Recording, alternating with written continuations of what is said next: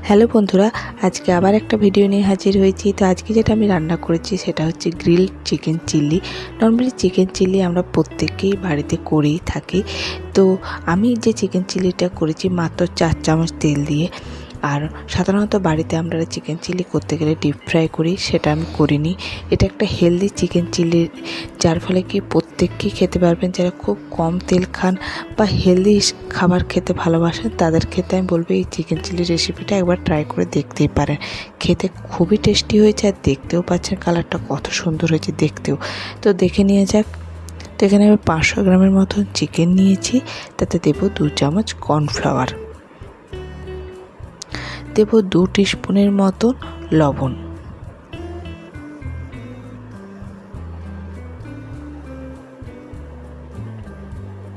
দেব 2 টিস্পুনের মতন গোলমরিচের গুঁড়ো,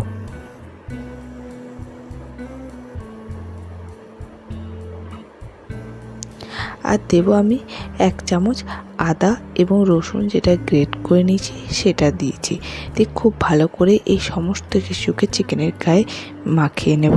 এখানে আমি কিন্তু কোনো জল ইউজ করব না, যেহেতু আমি এটা গ্রিল করে চিকেনটা করব, এই জন্য এটাতে আমি কোনো জল ইউজ করব না। চিকেনের গায়ে যেই জলটা লেগে আছে সেই জলেই পুরো সব কিছুকে মিশিয়ে নেব। তো দেখতেই পাচ্ছেন চিকেনের গায়ে সমস্ত কিছু ভালো মতন মিশে গেছে। এরপর আমি গ্যাসের মধ্যে একটা, যেরকম রুটি আমরা সেঁকি ছাঁকনি বলে বা জানি রুটি সেঁকা বলেই আমরা সেরকম একটা নিয়ে তার মধ্যে চিকেনগুলো দিয়ে দেবো। আমি এখন গ্যাস অন করিনি। আর চিকেনের পিসগুলো একটু মিডিয়াম সাইজ নেবেন, কেন এখানে চিকেনটা জাস্ট হালকা করে আমি পুড়িয়ে নেব, খুব একটা গ্রিল করব না।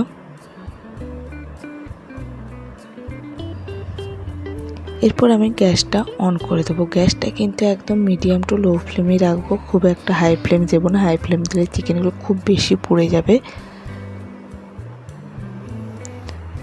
তো এরপর আস্তে আস্তে করে চিকেনগুলোকে একটু করে পাল্টে দেবো, যাতে সব দিকটা ভালো মতন একটু একটু করে মানে গ্রিলড হয় বা পুড়ে যায় যেটা।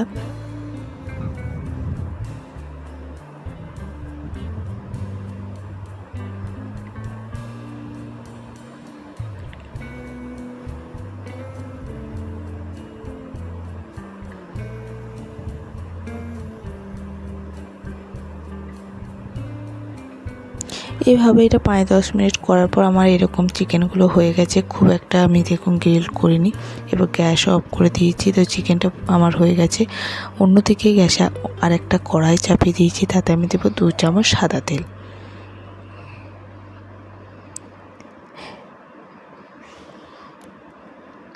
তেলটাকে গরম হয়ে গেছে করে নেবো ভালো মতো, আর এটা হাই ফ্লেমে করব। দিয়ে এতে দিয়ে দেবো বড়ো বড়ো করে কেটে রাখা পেঁয়াজ, যেমন পাপড়িগুলো পেঁয়াজের ছাড়িনি সেরকম, আর ক্যাপসিকামগুলোকে বড় বড় কেটে রেখেছি। 2টো কাঁচা লঙ্কা দিয়েছি, আর একটা মিডিয়াম সাইজ টমেটো দিয়েছি। সেগুলো সমস্ত কিছুকে বড় বড় করে কেটে নিয়ে হাই ফ্লেমে এটাকে আমি 2 থেকে 3 মিনিট আমি ভেজে নেব। দেখুন সমস্ত কিছু ভাজা হয়ে গেছে সবজিগুলো। এগুলোকে আমি এবার কড়াই থেকে তুলে সাইডে রেখে দেবো। ওই কড়াইয়ে আরও দিয়ে দেবো 2 চামচ সাদা তেল।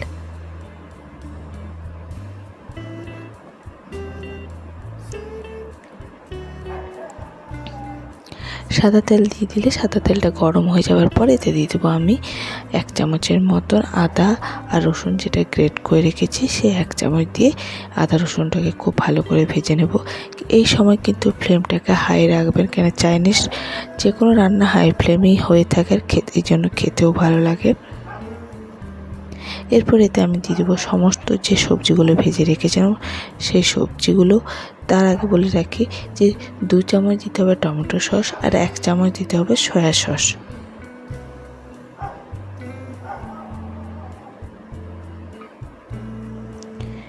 টমেটো সস সয়া সসটা খুব ভালো করে মিশিয়ে নেব। দিয়ে সমস্ত সবজি আর যে চিকেনটা করে রেখেছি সেই চিকেনটাও দিয়ে দেবো।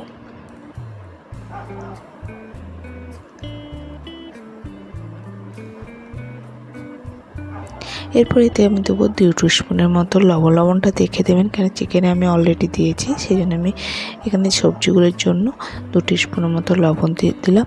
দিয়ে ভালো করে মিশিয়ে নেব। আর এরপর ফ্লেমটাকে আমি লো করে দেবো, কেননা চিকেনের জন্য আমি কোনো জল ইউজ করব না। চিলি চিকেনের জন্য যেহেতু ক্যাপসিকাম, টমেটো, পেঁয়াজ থেকে জলটা বেরোবে, বা চিকেনটা তো এখনও সেদ্ধ হয়নি, চিকেন জাস্ট গ্রিল করছি, সেই জলটা তাতেই হয়ে যাবে। এবার একদম লো ফ্লেমে ঢাকা দিয়ে এটাকে করে নেব। তো চিকেন চিলিটা রেডি। আর দেখুন কতটা জলও বেরিয়েছে। এই গ্রেভিটাই আমি রেখে দেবো, এর থেকে আর শুকনো করবো না। তো এটা আমরা রুটি, পরোটা, নান এসবের সাথে খান, খেতে খুবই ভালো লাগবে। আর একটা হেলদি রেসিপি, সেক্ষেত্রে সবাই খেতে পারেন, একবার ট্রাই করে দেখতেই পারেন। তো আমার চিকেন চিলি একেবারে রেডি। তো আমার রেসিপিটা কেমন লাগলো অবশ্যই কমেন্টস করে বলতে ভুলবেন না। আর ভিডিও ভালো লাগলে অবশ্যই লাইক, শেয়ার এবং সাবস্ক্রাইব করতেও ভুলবেন না। তো আজকে আমি ভিডিওটা এখানেই শেষ করছি।